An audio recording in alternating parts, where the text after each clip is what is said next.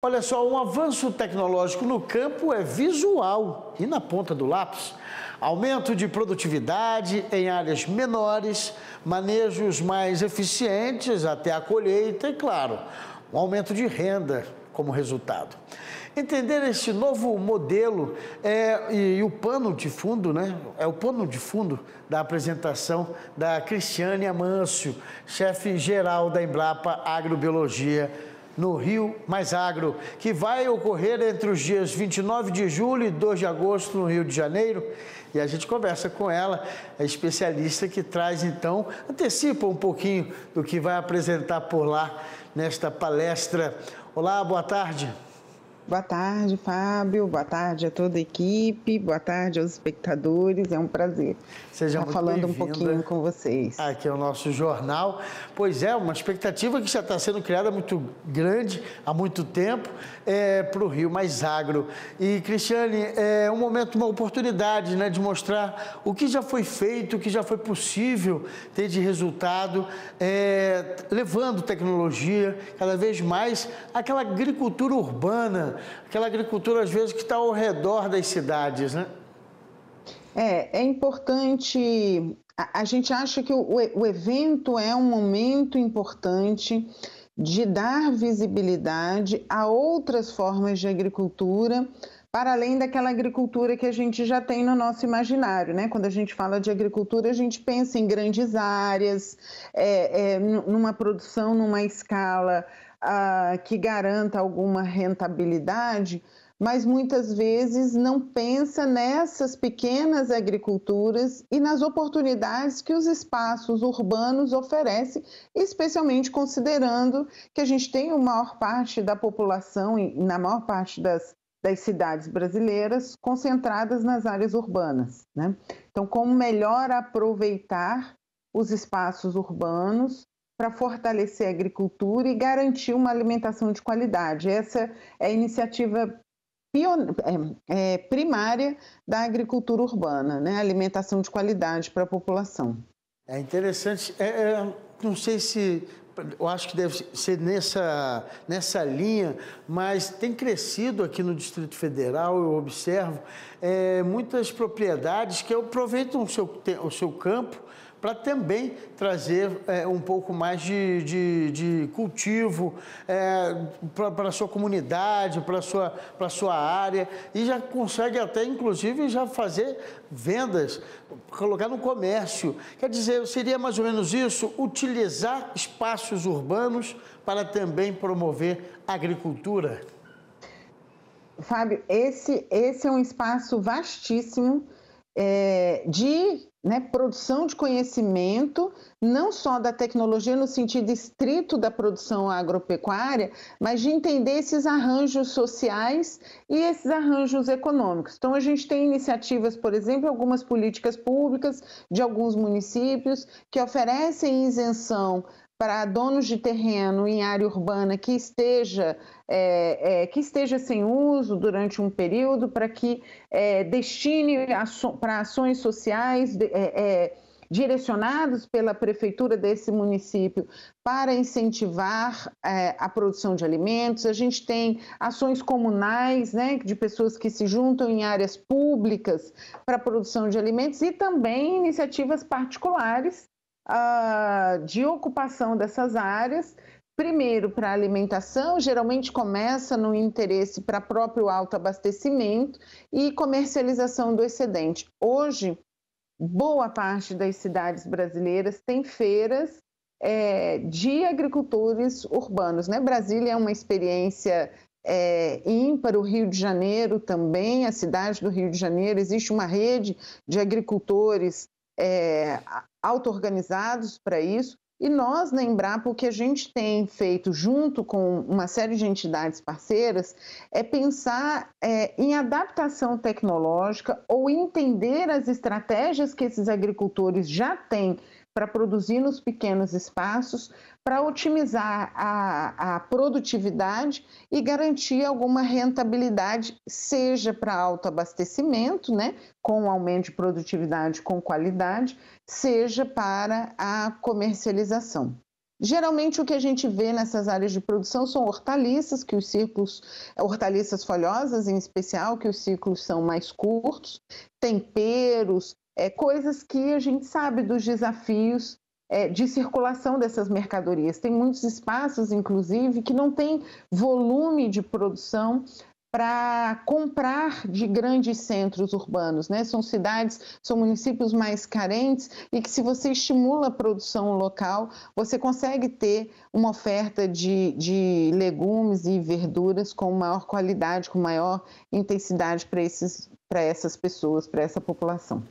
Cristiane, buscando, né, mais informações, né, tentando ter um pouco mais de clareza sobre a agricultura urbana, né, que para muitos eu acho que é um tema que, como você disse no início, a gente imagina, deixa para campos extensos, né, para áreas do cinturão verde, e a gente esquece que dentro da cidade tem muito local apropriado para isso, né, por exemplo, para cultivar romã, pés de romã, jabuticabeiras. Eu achei interessante essa ideia, né, de que realmente elas estão mais inseridas no nosso dia a dia e no nosso cotidiano. Inclusive aqui também espécies da Mata Atlântica. O exemplo que me trouxe aqui foi o urucum, que também tem sido explorado em áreas de cidades, né? Muitos exemplos que a gente pode estar trazendo, né? Tudo vai depender da região, da aptidão e da vocação do solo disponível para essa região. Esse é um desafio para quem pensa agronomicamente a agricultura urbana, você garantir fertilidade do solo de uma maneira que você tenha estabilidade nessa produtividade, garantir que você tem um recurso que é muito escasso e cada vez mais a gente tem enfrentado desafios, que o abastecimento hídrico, né? Em muitas das regiões periféricas, onde essas agriculturas acontecem nas cidades, elas já têm desafios de abastecimento hídrico. Então, que estratégias a gente pode estar pensando, inclusive com o uso de tecnologias sociais, para armazenamento de água de chuva, tratamento, compostagem, né? Uma experiência que a gente vai apresentar no Rio Mais Agro é o composto com gongolo, por exemplo, que é pouco usado, pouco conhecido, e como é que a compostagem pode estar contribuindo, trazendo aí melhoria para a fertilidade, né? Como um composto muito, muito rico, como o das minhocas. Esse era um outro assunto que eu ia trazer, que justamente esse pequeno produtor, vamos dizer assim, acaba também aprendendo a aproveitar resíduos urbanos, né? Um lixo orgânico, né? Ele começa a ter outras noções e meio mais práticas aí para a sua utilização na sua pequena produção. Mas assim, também nós temos aqui um exemplo, você falou agora a questão dos recursos hídricos, né? Muitas vezes culturas que nem dependem de tanta água, né? De tanta irrigação. Sim, e isso, uma estratégia interessante de você trazer a agricultura, a importância da agricultura também nas cidades, é contribuir com a mitigação do efeito do calor extremo, porque você diminui as áreas cimentadas e ocupa o solo, melhorando a drenagem das águas de chuva. Você pode reaproveitar essa água, você pode estimular a produção de culturas que não sejam tão dependentes de recursos hídricos. Você cria uma dinâmica que a gente tem chamado de quintais multifuncionais, né? Começando no pequeno entorno. Se a gente parar para pensar, as nossas avós, muitas das nossas mães, tias, costumava ter uma hortinha de temperinho, um vasinho. A gente, né, tem, pelo menos eu tenho, gosta de ter, e começando com pequenas culturas, e muitas delas não dependem tanto de recurso hídrico, não são tão dependentes da água como outras. Até experiências mais robustas no sentido de volume de produção, que a gente tem visto fora do país, em especial, que são prédios inteiros ocupados com uma estrutura de produção de hortaliça, né? São o que a gente tem chamado aí de agricultura vertical. Então, esse é um espaço bastante vasto que nós temos envidado esforços para conhecer mais e como aproveitar melhor os espaços urbanos para a produção de alimento de qualidade para a população. Pois é, só uma última questão, Cristiane, porque realmente eu fico seduzido por esse assunto, porque aqui no Distrito Federal eu tenho visto crescer esse tipo de atividade, talvez pela oportunidade, né, que Brasília proporciona, no UDF também tem muito mais áreas verdes, né, diferentes talvez do miolo de São Paulo, né, talvez fique mais difícil da população ter esse acesso ao plantio, né, cotidiano, mas aí eu acho que também tem incentivado os jovens, eu vejo os jovens interessados nisso.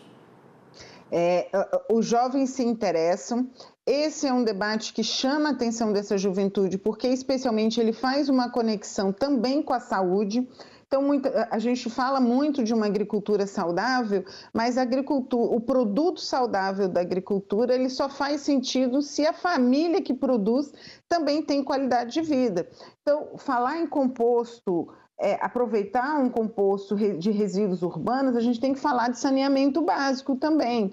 Então, a gente introduz todo um trabalho dinâmico de organização da casa. Uma casa que acolhe melhor a sua família, esse jovem sente mais tranquilidade em permanecer naquele espaço. Então, eles têm contribuído, o movimento de jovens na agricultura urbana é um movimento importante, porque eles colaboram com a organização econômica, com a anotação da produção, com a organização da informação técnica que chega até a família e que muitas vezes esbarra algumas barreiras de conhecimento ou até mesmo de abertura à inovação, né, ao fazer diferente. O jovem é um importante vetor do movimento de inovação na agricultura e isso não é diferente na agricultura urbana. E cheio de criatividade, é isso que também é necessário nessa área. Cristiane Amâncio, chefe-geral da Embrapa Agrobiologia, que vai estar presente na Rio Mais Agro, que acontece entre os dias 29 de julho e 2 de agosto. Muito obrigado, então, pela participação aqui com a gente e a gente vai estar nessa cobertura desse evento tão importante para o nosso meio ambiente, para a nossa agropecuária de uma forma geral. Muito obrigado. Eu que agradeço, espero vocês aqui no Rio de Janeiro.